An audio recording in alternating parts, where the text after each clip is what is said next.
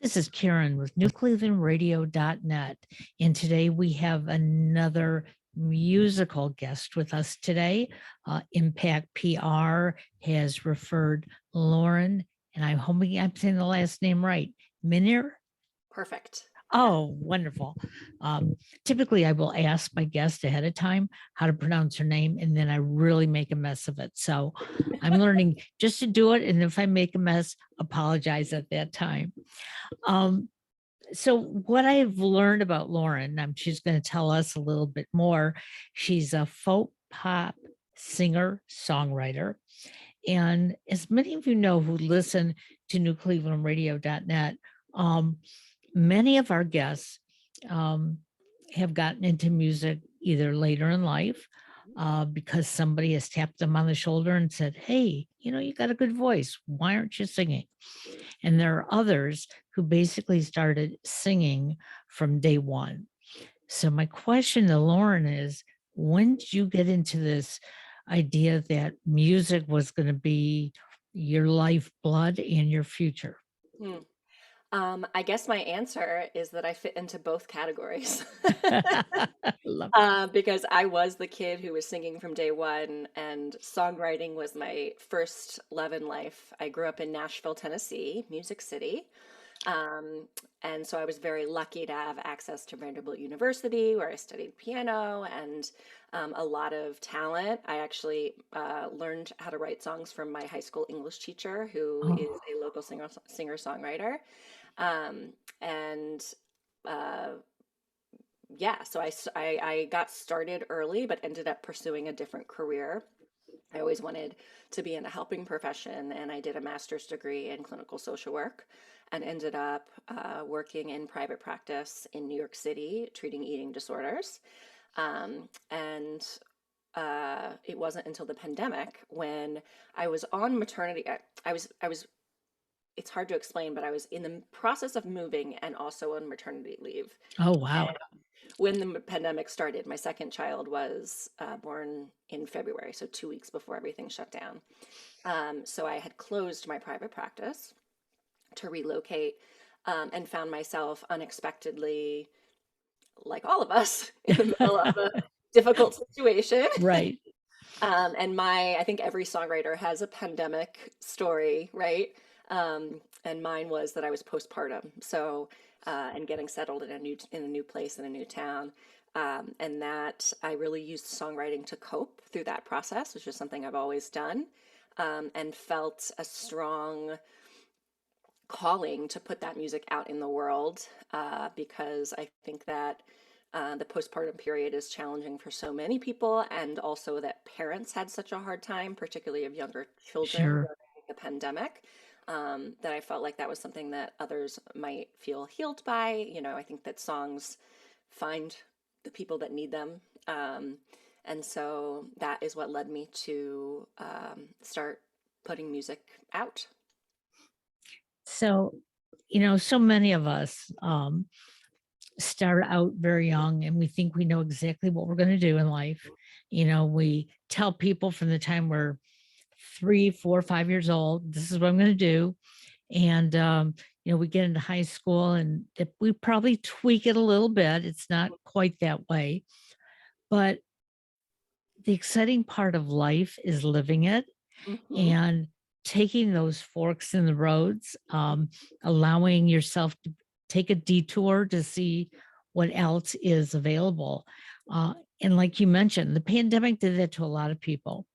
And especially for performers like yourself who thrive on performing for an audience. Hmm. It was like, where's my audience? Of course. And I know some of you did Zoom concerts and, Facebook Live, and those were great, except you really didn't know what the real reactions were. You don't hear the applause, you don't Yeah. see people standing up, you don't hear them singing along with you. So Mhm, I just can't imagine how difficult that is. mhm. But I also commend all of you for staying in front of all of us because as much as you needed it, we did too. you know, how many Netflix movies can we watch in a I day, you know, know? I know.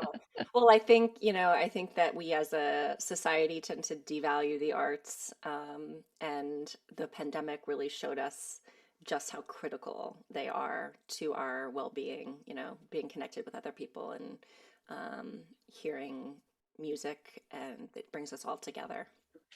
Mhm. So you were living in New York. Where did you move to? We moved outside of the city to a Okay. suburb of New And York. and that can be a very traumatic move because the city is constantly on, Definitely. and you can move, a half hour out of the city and basically almost be in farm country and wonder like, what And that's happened to where it? we are. We're Yeah, like, it very much feels like the country, which was a relief at the time because New York City was such a sort of, it really felt like a hot zone in the right. pandemic, and we didn't really know how the virus was transmitted, and it was scary to be there. So it was a relief with the newborn baby to be out of the city. But it was also just very disorienting and isolating. And so to have a creative practice to sort of stay connected to myself was a beautiful thing. Absolutely. So this week you have something that is about to be released, and I believe it's called Invisible Woman. Yes. So So tell us what that actually means because you don't look invisible at all. So that's the idea. My album is called Invisible Woman, and it is very autobiographical and candid and raw. It's an account of my experience. My mental health really took a dip during that postpartum period. Um, and I always hesitate to label it because I know that some people identify with a label and some people don't. sure, But for me, it was a difficult time, and as a clinician, understand sort of from two sides what was going on for me. And I think it can be very confusing from a clinical perspective for people to struggle in the postpartum period when you are in love with your baby and things are, objectively good. It's a very difficult, transformative time. And I sure. don't think that, I personally was prepared for the shifts in my identity that were going to happen. You're ready to love your baby, but you're not really prepared to like continue to love yourself Right. when you have a baby. So I wrote this album about feeling invisible and how that impacted my relationship with myself and my children and my husband. And it's ultimately a very hopeful um, work, body of work about coming to terms with the fact that we don't have control really in the first place, Right. you know, Exactly. of what's going to happen in life, and finding joy in the present moment. But it's called Invisible Woman because that's how I felt when I was writing it, and this was sort of my expression, my coming out of that fit of that experience, making myself more visible and speaking up for myself. And something that I'm learning in all the podcasts that we do here, um, women feel very invisible. They may be empowered um, at their job, in their home, in their community, but it's only for that specific area that they feel that they're being noticed. And they believe so much like, why don't you know who I am? Why don't you know that my favorite type of cake is, Mhm. chocolate suicide cake? Why would you give me a piece of white cake with sprinkles on it? Mhm. Um, Part of it is that we're afraid to tell people what Yes. it is that we want or need. Yeah. Um, and I went along that route most of my life. Um, Only because I grew up in a family where my mother said, you don't hang out your dirty laundry for your neighbors to see. Therefore, if you're feeling down, and of course, mental illness was not the word we used back then. Right. And the reality of it is, just like getting a cold, Mhm. you can't necessarily prevent the cold. Well, you can't prevent the mental illness issues that are going on. Um, And so we have to be a little bit vulnerable Mm-hmm. and share with people that, you know what, I don't want to bring you down on this, but you got to understand why I'm in this mood. And that actually happened to me yesterday on the weekend. I do sales training at a big box store. Mm-hmm. And I walked in, and the first person who greeted me had this big smile on their face, and I reacted to that. But by the time I went and put my stuff away, two of the employees came over and said, "How are you today?" Mm-hmm. And I said, "I'm going to be okay, but I feel like I got no sleep. Mm-hmm. Um, it was gloomy outside. We had no sun." And I said, "It's just all affecting me. Mm-hmm. So I'm not on top of my game." Mm-hmm. But the fact that I said all that, within about 10, 15 minutes, I started emerging. Yes. And I think it's important that we acknowledge that, you know what? I'm not always there when people want me to be. And no one is. And I think that, you know, I wrote this from my personal perspective because that's where it came from for me. But as a clinician, I know that postpartum women are not the only people who can relate to it, because everyone goes through some experience in their life where they feel unseen and unheard. And I really think that that's one of the most fundamental needs that we have. And this is like maybe a little cheesy, but something that I always think about as a therapist is if it's not if it's not spoken about, it's acted out. So just the act of saying how you're feeling, that you're not okay, actually helps you start feeling better. And that you summarized quite nicely sort of the entire idea of my album and what I hope that it embodies for people, which is, you know, speaking up for yourself, learning to advocate for yourself, even if you weren't socialized to do that, as most women were not, um, is in itself healing. Well, it's important that we all get that message, because um, too many women today, and I'm sure there are men too, except For sure. men take it out in a different way. Mhm. In fact, I noticed that with my husband, um, he just sort of withdraws, and he'll just say, you know, "I'm going into the office, you know, for an hour or two." And he will go through email that is, I mean, total junk, Mhm. but that's his la la land. Let me just Right. go do it. You know, I'm not thinking about anything special. And then all of a sudden he's in this great mood. Mhm. And it has taken me 38 plus years to understand his moods, you know. Before computers, it was, you know, he'd go pick up a magazine. It could be anything from a comic book to a Newsweek, So and just check just out. Mhm. go into it, and it would be like, really? But I'm learning that we all have our own way of doing things, We which do. is And it's important. funny that you bring that up because I have a song on the album called Fools in Love that is kind of tongue in cheek about my own marriage and how I learned through that time that really we are all the same. We all have more in common than we think and know, and that when I would be angry at my partner for something that I, you know, for pain I felt like he was causing, at the end of the day, like I was also contributing to it, and we were both needing the same thing, which was to be sort of heard and understood.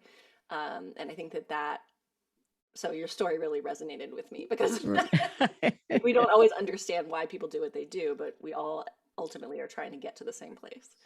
And for our listeners, what I find very interesting when I do these musical interviews, some people have said, well, you didn't talk as much about the music as you talked about what got them to it. Mhm. And I think that's important because you can listen to any song. And yes, Lauren, you wrote it about your journey, but I might listen to it and see it differently. And, Absolutely.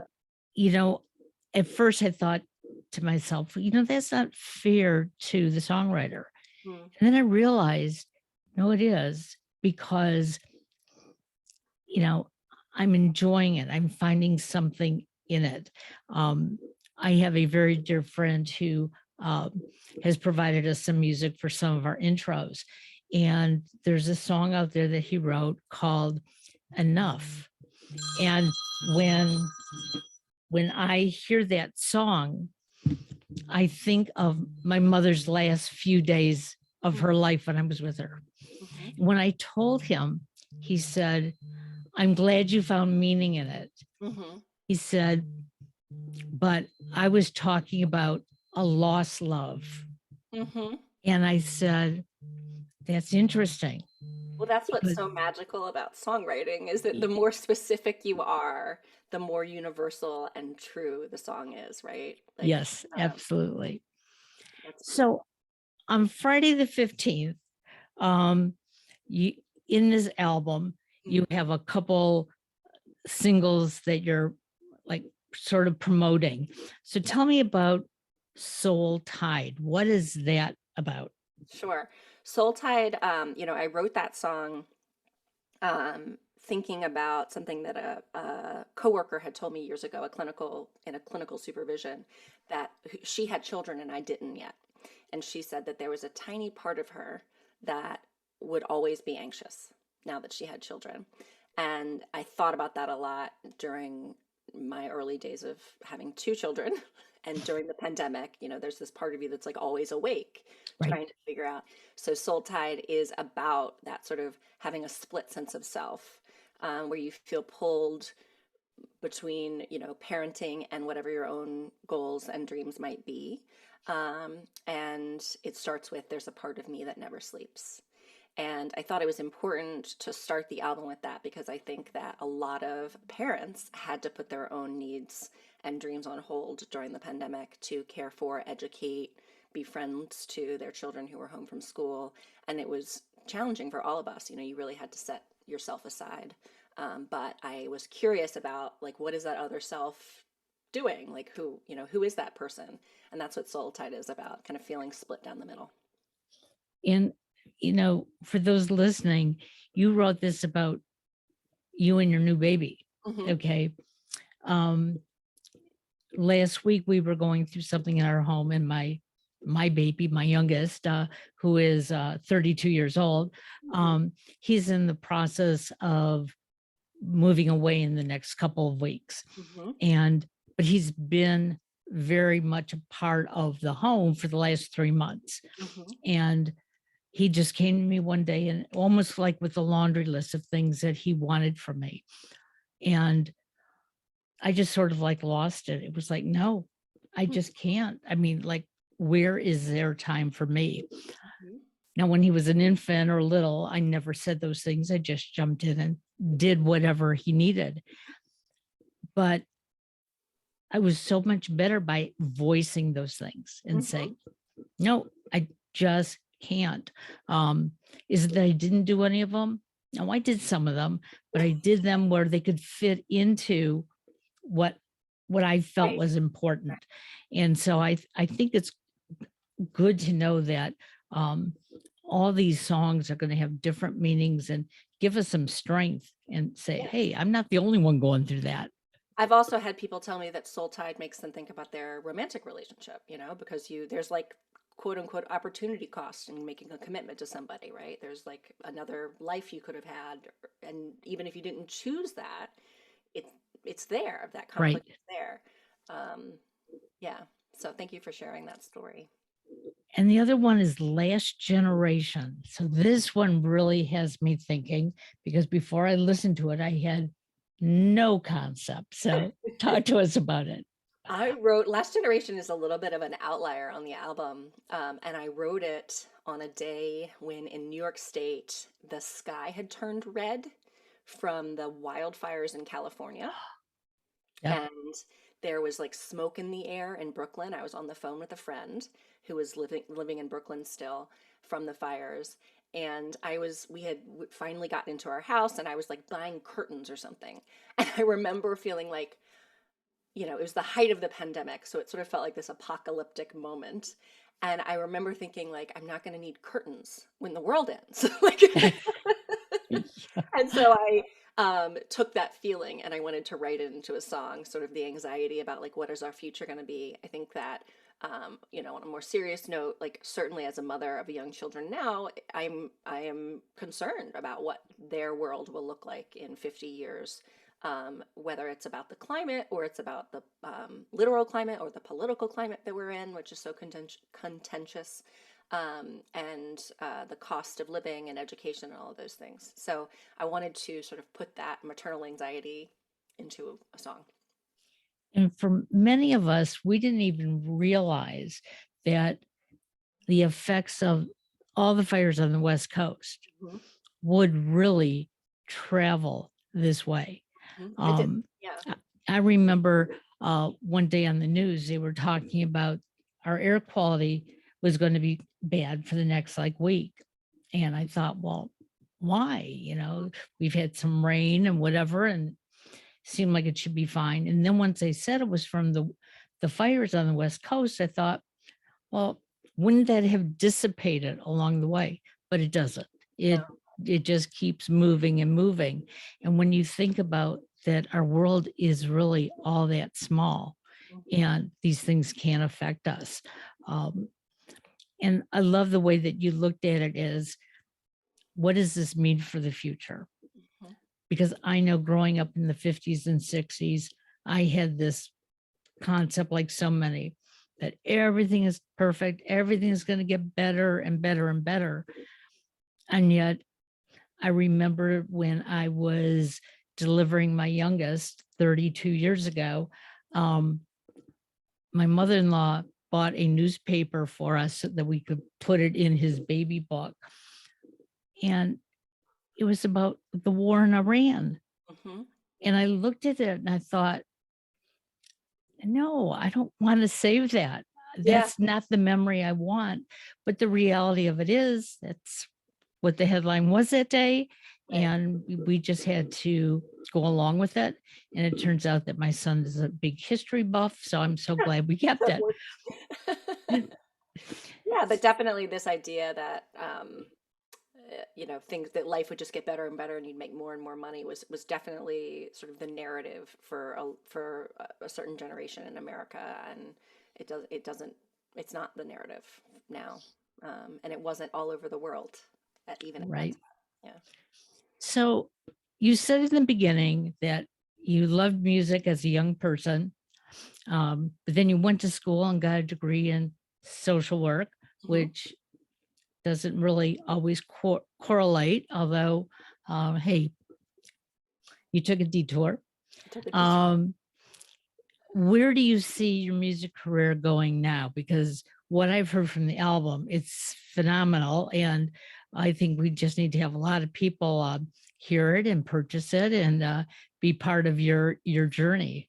Thank you. I appreciate you saying that very much.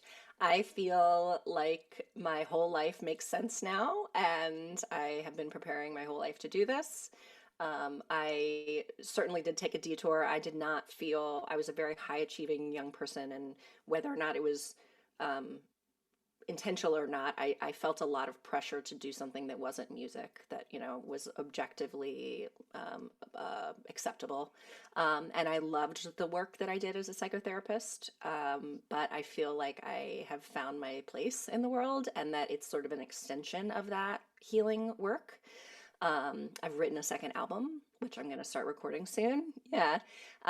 So I can't say what the future holds, like specifically, but there's certainly going to be a lot of music coming from me. I think that is absolutely wonderful. So, how can our listeners find the music and follow you? Sure. So I have a few singles out now that you can find on Spotify, Apple Music, YouTube Music, and Deezer. And the album, when it comes out on Friday the 14th, will also be available on all of those streaming platforms. You can also find me on Instagram at Lauren Minear Music. I post not just music, but also sort of my thoughts about motherhood and being an independent recording artist, and bring you along, when I go on gigs and things like that, which I like sharing because I think people, it's fun for people to see like what the day to day looks like. My website is also laurenminearmusic.com, and that has any upcoming shows um, on the site. And hopefully there'll be a lot more of those in 2023. So Well, people can stay in touch and subscribe and come see me live. I think that's wonderful. And for those of you listening, if you've listened before, you know all this information will be in the show notes because we don't expect you to memorize it all. I always encourage our listeners to go to the artist's website and, get a little bit more information.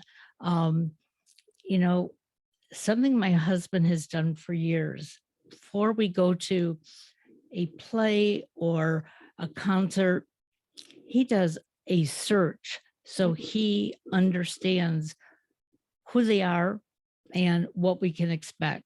I go blindsided, and I do that on purpose Mhm. because I want to appreciate it fresh. And then if I want to know more, I will then go and research. So either way, everybody, at least go and listen to the music, and especially on Friday, we want to see you lighting it up and becoming number one. That would be wonderful. Would And we not look forward to your second album as well. So um, the best of luck, and hug those little babies for us. Okay. I will. This was a pleasure, Karen. Thank you so much. Thank you. Have a great day. Bye Bye. bye now.